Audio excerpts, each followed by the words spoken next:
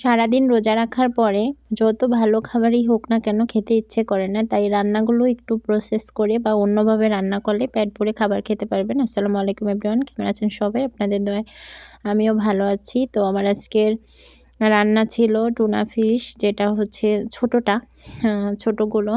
তো এখানে আমরা যেহেতু ২ জন মানুষ ৪ পিস মাছ নিয়েছি। আমি লবণ দিয়ে হলুদ দিয়ে ভালোভাবে মেখে এটাকে হচ্ছে ম্যারিনেট করে আমি এটা ভাজতে দিয়ে দিয়েছি মাছটা। এটা কাঁচা ভুনা করি আমি বেসিক্যালি সবসময়, কিন্তু এই মাছটা ছোটো দেখে আমি একটা ভেজে নিয়েছি। আর অন্য প্রসেস বলার কারণে এটাই যে আমি এখানে দেখেন পেঁয়াজ, তারপর হচ্ছে টমেটো আর কাঁচামরিচ, আর এটার সাথে আমি দিব হচ্ছে আপনার চিনাবাদাম। অন্য বাদাম থাকলেও দিতে পারেন, তো আমার ঘরে এটা ছিল আর এটা দিয়ে করব। ওরা আমি এটা ব্লেন্ডারে সব মশলাগুলো আলাদাভাবে রান্না করা আর জন্যই আমি হচ্ছে মশলাগুলোকে হচ্ছে ব্লেন্ড করে নিয়েছি। এইদিকে মাছটাও এক পাশ ভাজা হয়ে গেছে, আমি একটু উল্টে দিচ্ছি মাছগুলো। তো যাই হোক, কে কীভাবে রান্না করেন আমি জানি না, আমি সহজভাবে এবং হচ্ছে সময় উপযোগী রান্নাটা দেখানোরই চেষ্টা করি। তো এই তো আমি হচ্ছে চুলাতে একটু তেল দিয়ে তেলটা গরম হয়ে আসতে পারে আমরা যে মশলাটা আজকে আলাদা প্রসেসে রান্নার জন্য করেছি সেটা হচ্ছে আমি দিয়ে দিয়েছি। এরপর দিয়ে দেবো লবণ আর হলুদ, আদা বাটা, রসুন বাটা, ব্যাস আর কিছুই না।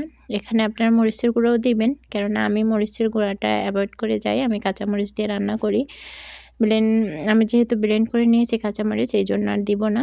যাই হোক, এখন এই মশলাটাকে ভালোভাবে ব্লেন্ডার জারটা ধুয়ে একটু পানি দিয়ে ভালোভাবে কষিয়ে নিতে হবে, কেননা এখানে কাঁচা বাদাম আর সব কিছুই কাঁচা আছে, এটাকে ভালোভাবে করতে হবে। আরেকটা বিষয়, আরেকটা টিপস আপনাদেরকে দিয়ে দিই, এই মশলাগুলোকে কাঁচা ব্লেন্ড না করে আপনারা তেলে ভেজেও নিতে পারেন, তবে আমি ভাজিনি।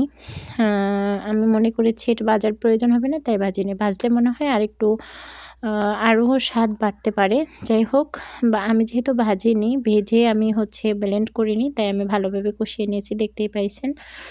তো আমি হচ্ছে এখন একটু গরম পানি দিয়ে দিয়েছি, কুসুম গরম পানি, মাছগুলো দিয়ে দিচ্ছি।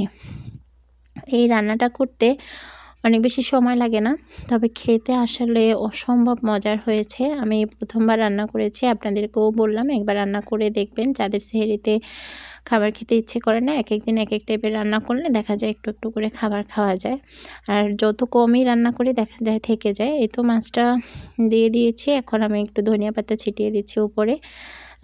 আমার মাছ রান্না একেবারেই শেষের দিকে। তো আপনাদেরকে বলি যে হচ্ছে মাছটা একবার হলেও ট্রাই করে দেখবেন।